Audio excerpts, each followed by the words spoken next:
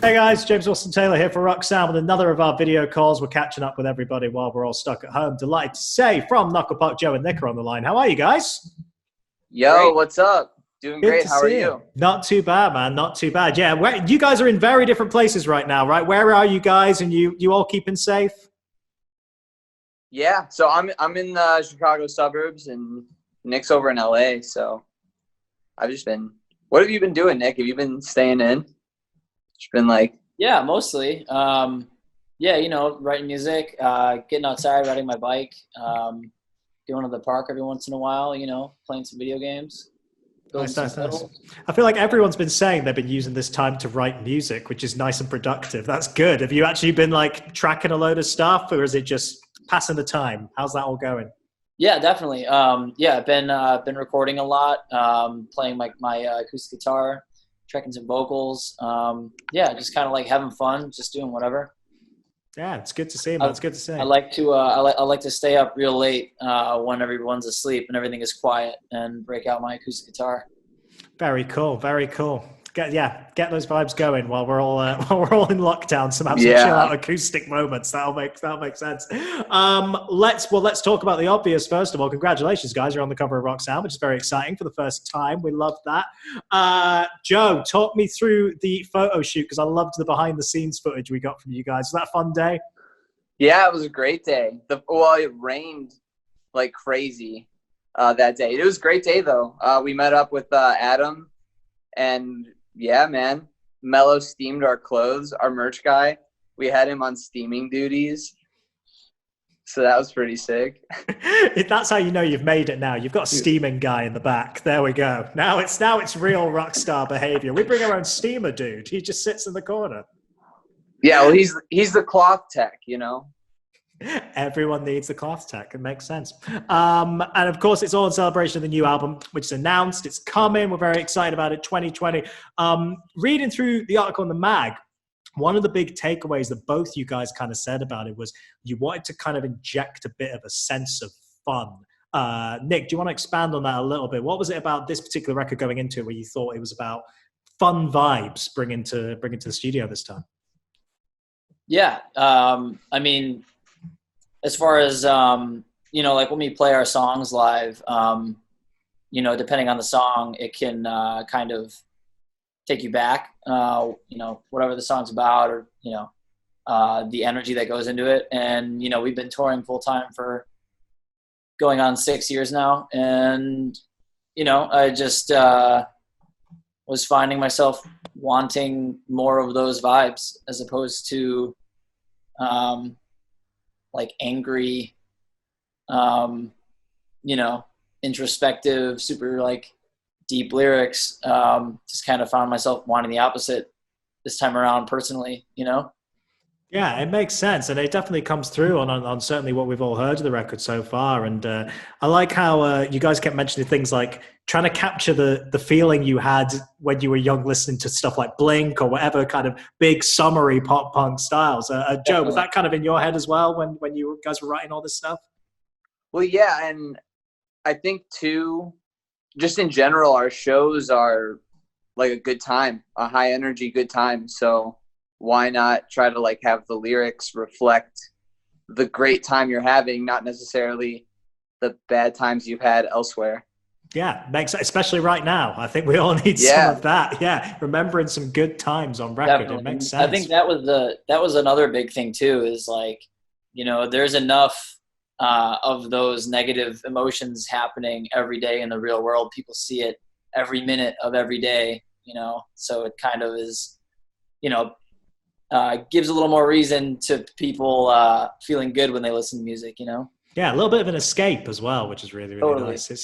It makes a lot of sense. It really does. And to kind of go back a little bit, because I just want to kind of look back on the previous record. Everyone always talks about the difficult second album stuff. I think you guys did really well with it, and it's a great record, obviously. And you've talked about its influence on moving forward. I guess the obvious question here, talking about lighter sounds and kind of escapism, that's maybe not necessarily what the second record was about in that way. How do you feel like you moved on past Shapeshifter? What were the lessons learned when you were going to the studio this time? Going into it, I feel like we were way more unsure of ourselves as like a unit. And just this time we had like a little bit more of a clear vision of what we wanted to do. Yeah, no, I was going to say the exact same thing. Like, I felt like with the last record, we were searching really hard for, you know, like, who do we want to record it with? Searching for the songs really hard, as opposed to just kind of doing what we do and letting it happen, which I feel like we did this with this most recent record. So, yeah, I guess the last record was just really like, we tried really hard to like make it the best that it could be, to top the first record. And, you know, I think if anybody wants to do that, or, you know, just to make good art in general, like, you need to kind of let go of that, at least a little bit of that, like, trying to do anything, and just kind of do it because it's fun and because that's what you do, and kind of let what you create come out naturally, as opposed to really trying for something, you know? Yeah. And where do you think that realization came? I mean, is it just that you guys have obviously been doing this a while now, and you've kind of got that confidence to know a bit more of who you are, I suppose? You know, I guess when it's this time round going in the studio, when you've done it twice before, it must feel like, oh yeah, this is a bit more natural now. Yeah, I feel like we've maybe made things unnecessarily hard on ourselves in the past because of that, you know? And talking about some of the kind of collaborations on there as well, I do want to mention Derek Sanders, of course, working with him on Breathe. How did that all come together? I don't even remember. Yeah, I don't know. I remember Joe and I had a conversation one day in the studio, just about, you know, like, should we have somebody sing on the record? You know, we've never like officially done that or had like an official feature. And we were just kind of, you know, brainstorming about it. And, you know, we were like, well, who could it be? And we both pretty much were just like, yeah, it'd be cool if Derek did it. Or I think Joe said it. And then I was like, yeah, you know, I had that thought too. And I really hadn't had any other thought of it, anybody else. So it just kind of unrolled from there, I guess. Nice. How was it in the studio with Derek as well? I mean, he's such a lovely guy, obviously, and a great vocalist. How was that experience, guys? So actually, we like texted him and we were like, hey, do you want to do this part? And he actually recorded the part at home. Oh, wow. Yeah. So, Nice. So we did like, he like sent us like a first take, and then he sent us like a second take. And then that is like just the two takes in one thing. Sounds Wow. great. I'm super stoked. Yeah, absolutely. Yeah, very cool person to be working with. That's cool. That's a pro right there, nailing it in just a couple of takes as well, remotely. That's pretty cool. Yeah, it works very well. Works very, very well, guys. Moving forward, I mean, obviously we're in this kind of weird time right now where everyone's kind of figuring out how we move forward and everything. You guys have got an album coming out, which is great. I think we need music more than ever to be released. We need lots of new music. Have you guys thought about how you're going to be connecting with fans in this time while we're all separated? Have you had any ideas about how you're going to be pushing the album out there in this kind of weird time? Yeah, we've definitely thought about it a lot. Had some, you know, calls with our manager, Zach, about things we can do and different kind of options we have with rolling the album out. Yeah, it's weird. It's a weird time. It's kind of disheartening to have to push things back. But as far as engaging with fans, you know, we've done a couple live streams, a couple like Instagram, like AMAs, I guess, or, you know, where people ask questions. But other than that, I think we've just been kind of enjoying being home.